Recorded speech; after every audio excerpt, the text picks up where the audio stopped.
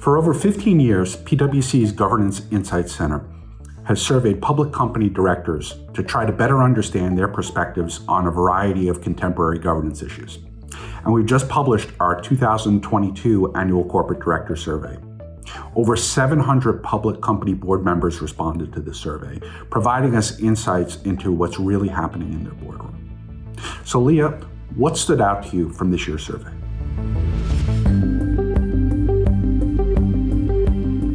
One thing that really stood out to me from the survey this year is the desire for change in the boardroom. 48% of directors tell us that one or more of their fellow board members should be replaced.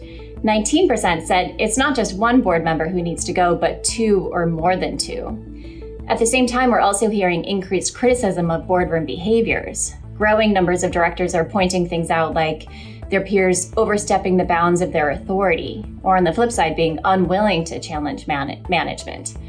Now, when it comes to board refreshment, there are two main tools that boards can use. One is sort of rules-based, things like term limits and mandatory retirement ages. The second is a more individualized approach. When it comes to those rules-based methods, they've never been widely embraced in US boardrooms, and directors tell us that they remain pretty unpopular.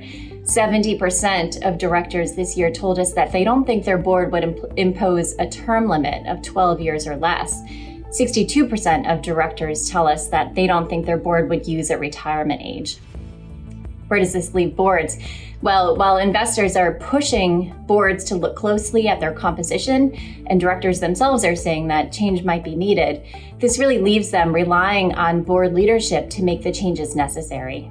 In the area of board diversity, we continue to see progress. In fact, the most recent class of new independent directors in the S&P 500 was actually the most diverse ever.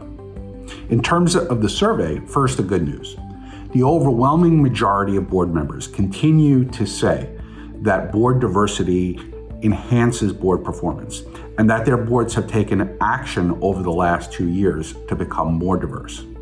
But at the same time, we are seeing growing skepticism. For example, 34% of board members think that diversity efforts result in unneeded candidates being added to the board, up from 27% in 2019. And 31% say it actually results in unqualified candidates being elected to the board. At the same time, we see significant differences between the views of male and female directors when it comes to diversity, with nearly 2/3 of men believing that board diversity efforts are driven by political correctness and that it's an area that shareholders are too preoccupied with.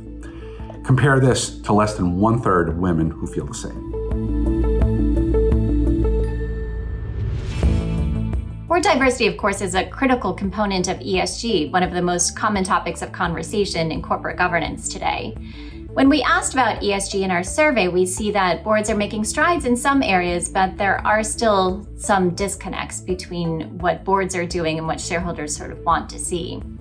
For example, 55% of directors tell us that ESG is now a regular topic on their boardroom agendas. This is a slight increase over the last couple of years. However, only 45% of directors now say that they see a connection between ESG and the company's financial performance. That's a number that actually went down 9 points since just last year.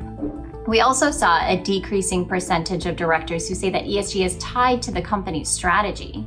So while ESG is getting more time in the boardroom, directors are not always making the types of connections that shareholders would like to see. Paul, what else stood out to you in this area?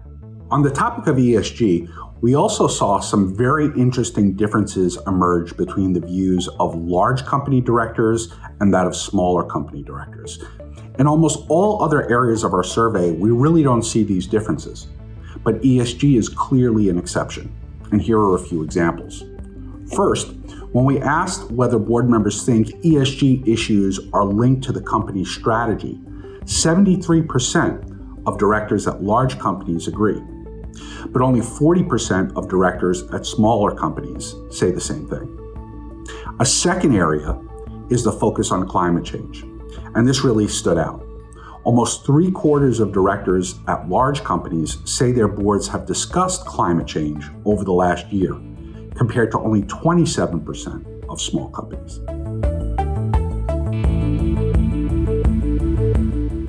let's take a look at shareholder engagement. This is a topic that has really taken hold in the past 5 years or so in boardrooms. In 2017, only 42% of directors said that someone on their board, other than the CEO, had met with investors in the last 12 months. This year, 60% of directors say that one of their fellow board members had done that type of engagement. Just as important, 84% of those directors say that the process was productive for the board. They told us that it led to things like changes in boardroom discussion and even changes in the public disclosure that the company has offered. So while this is a relatively recent phenomenon, it's making significant impact. Please visit our website to read more about all of these findings and more.